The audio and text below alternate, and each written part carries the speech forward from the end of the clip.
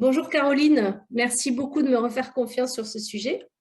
Donc, je vais te laisser te présenter. Alors, du coup, c'est maintenant. Bonjour Isabelle, bonjour à toutes et à tous. Je suis auteure, je suis conférencière, je suis aussi facilitatrice sur le sujet du futur du travail, du futur des RH et du futur du management. Donc, concrètement, j'interviens lors de webinars, par exemple, sur des sujets comme l'intelligence émotionnelle ou de conférences sur l'intelligence collaborative, mais je peux aussi intervenir auprès des directions RH pour échanger avec elles sur les nombreuses mutations de ce métier et de cette fonction. D'ailleurs, cette mutation a beaucoup d'analogies avec une fonction que j'ai eue pendant 14 ans, qui était la fonction marketing.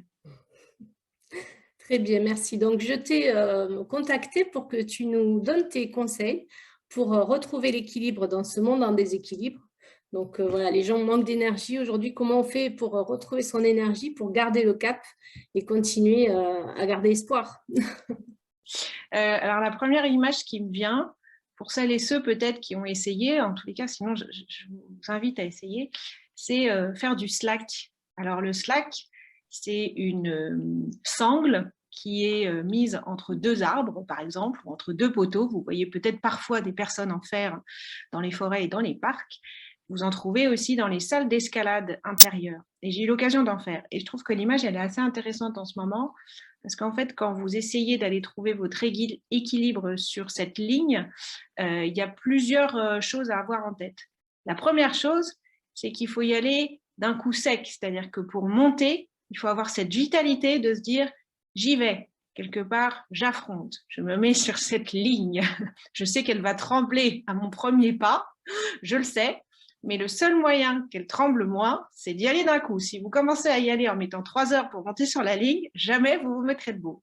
Donc déjà, pour se mettre debout, c'est avoir la vitalité, peut-être qu'on en reparlera un petit peu après.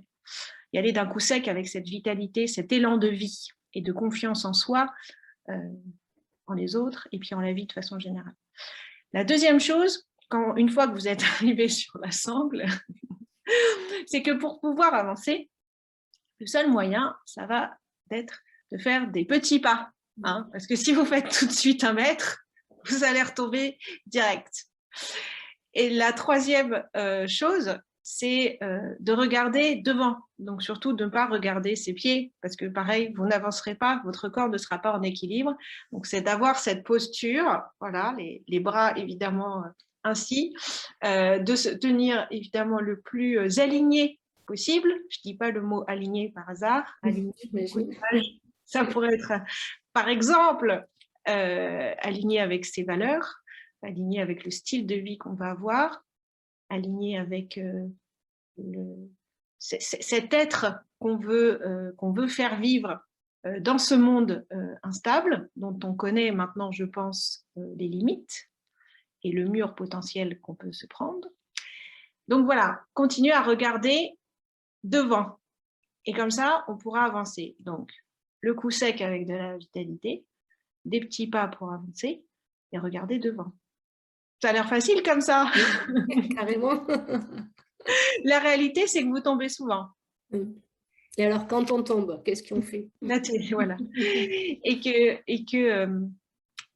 que d'ailleurs, quand on va dans cette même salle d'escalade, du coup, un de mes conseils, c'est d'aller dans une salle d'escalade. Vous faites de l'escalade, donc c'est des petits murs hein, hauts de 4 mètres de hauteur, même pas, et avec des énormes tapis. Donc, il n'y a pas de rappel, il n'y a pas de corde, vous faites tout seul. Il y a des parcours qui sont par couleur, c'est très simple. En revanche, quand vous rentrez dans une salle d'escalade, la première fois que vous adhérez et que la première fois que vous voulez faire une session, vous avez 30 minutes de formation. Et les 30 minutes de formation, ce n'est pas pour vous apprendre à monter. Donc là, je ne suis plus sur le Slack. Hein, vous avez suivi, je suis sur le mur d'escalade. Ce n'est pas pour vous apprendre à monter, c'est pour vous apprendre à chuter. Donc, ce qu'on vous apprend pendant 30 minutes, parce que monter, on a tout ça dans notre nature, hein, on monte, voilà, on se hisse. Par contre, apprendre à chuter, là, c'est différent, on est moins habitué. Et donc, il y a une posture pour apprendre à chuter qui est en fait, évidemment, quand on sent qu'on va partir en déséquilibre, c'est de se protéger et ensuite de faire une roulade pour, de sauter évidemment en arrière et de se réceptionner avec une roulade. Donc, indépendamment de l'exercice qu'il y a à faire, ce que j'aime beaucoup, c'est le fait de se dire d'apprendre à chuter. Donc, quand je suis sur ma ligne de slack, tout comme on a dû chuter à peu près 2500 fois, je crois, pour apprendre à marcher, et bien pour réussir à faire du slack, je ne sais pas s'il faut chuter 2500 fois. J'en ai pas encore fait suffisamment. Bon, aujourd'hui, je dois faire 1,50 m, je pense, de petits pas. C'est déjà pas mal au bout de, je pense, 10 séances.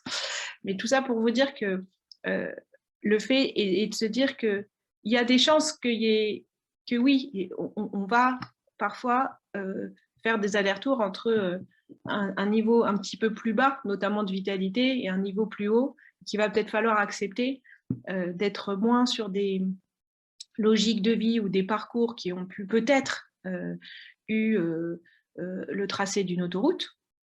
Je dis peut-être, hein, parce qu'il y a plein de gens déjà qui ont plutôt été sur des chemins qui n'étaient pas du tout des autoroutes tout tracées, et c'était aussi des jolis parcours, hein. Il n'y a aucun jugement derrière tout ce que je dis. Mais en tous les cas, dans un monde instable, et dans le fait que, indépendamment du monde instable, tout le monde recherche des nouveaux repères, c'est normal, on a besoin. Ces repères, on les a plus, enfin, on n'a plus les anciens en tous les cas. Donc, ça va prendre un petit peu de temps à chacun de retrouver ses repères. Donc, ce n'est pas un leurre et ce n'est pas une information médiatique que je vous révèle en vous disant que je pense qu'on est plusieurs justement à se remettre en cause, quoi, à se dire, se re-questionner en tous les cas, remettre en cause non, mais se re-questionner, ça serait le mot plus juste, se re-questionner sur finalement quel type de vie, quel style de vie on veut avoir, et en découle, et puis quelle est notre place un peu et notre responsabilité potentiellement sur ce monde qui, en 2 mots, se résume, entre autres, à la surconsommation et au fait que, du coup, on fait un petit peu de mal à la planète. Donc, je pense que cette pandémie assez longue, finalement, fait un focus sur des choses qu'on savait, mais qu'on ne regardait pas précisément, qu'on ne voulait pas voir, qu'on regardait de loin, qu'on dirait on verra demain. Bon, là, je pense qu'aujourd'hui, on a tout ça sous les yeux. Je suis la première à trouver bizarre cet afflux de fêtes de Noël avec tous ces cadeaux à faire. Je ne sais pas, j'ai plus du tout le même rapport par rapport à des rayons. Quand je vois des rayons, je vois d'abord des choses qu'on va mettre en déchets maintenant. Ce n'était pas le cas avant. Enfin, moins en tous les cas, c'était moins flagrant. Là, c'est systématique en fait. Donc voilà, c'est sûr que ça questionne, c'est une période questionnante, donc à la fois stable et instable. En même temps, c'est pas comme si la vie de façon générale était certaine, hein. Je pense que toi, moi et tous ceux qui nous écoutent, il y a plein de choses qui sont arrivées dans notre vie qui n'étaient pas prévues, qu'on n'avait pas prévues. Et on a cohabité avec ça, on a surfé avec ça. Je crois que c'est l'image de Joël de René d'ailleurs, qui parle d'une différente alors vague, alors maintenant j'ose plus dire mot vague non plus, mais bon.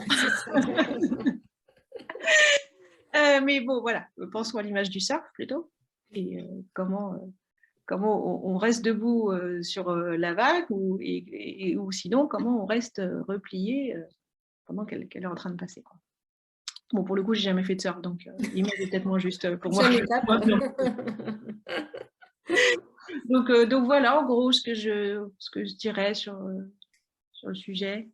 Mais si je retiens, donc c'est voilà, retrouver l'élan de la vie, avoir confiance en soi, en les autres aussi, c'est important, en la vie, faire des petits pas, rester ouvert, regarder devant, rester aligné, donc tête, cœur, corps, et apprendre à tomber, à se relever du coup.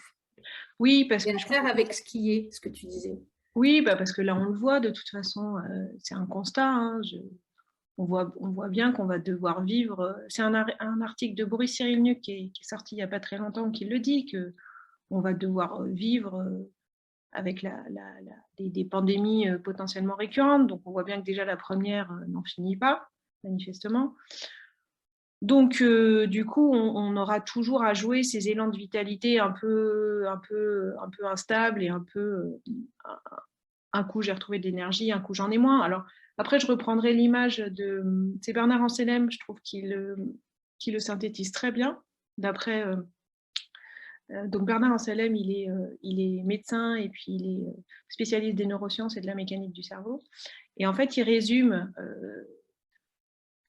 toute une série d'études qui existent sur nos capacités justement potentielles à résister en 3 lettres, c'est les 3 A, et c'est aimer, continuer à aimer, donc la vie, les autres, soi-même, apprendre, et ça c'est vrai. Moi typiquement là, ça y est, je me suis décidée à prendre des formations pour le début de l'année prochaine. Apprendre, c'est un élan de vitalité énorme, c'est-à-dire qu'on se sent grandir quand on apprend quelque chose de nouveau. Et puis ça provoque de la créativité aussi, parce qu'on apprend de nouvelles choses, ça donne de nouvelles idées, etc. Ça nourrit vraiment, ouais. Ça nourrit, ça peut donner des nouvelles perspectives, des nouveaux projets. Donc, je pense que s'inscrire à des formations en ce moment, voilà, qui nous tiennent à cœur, mais des formations, et des formations de tout, hein, je ne parle pas que de professionnels. Voilà, apprendre à jouer du piano, apprendre à chanter, je ne sais pas.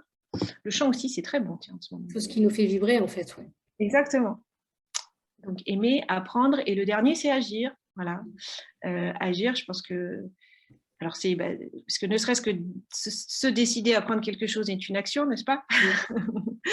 Donc, de continuer à faire tous ces petits pas. Voilà. C'est sûr qu'à rester fixe, l'instabilité, elle sera plus...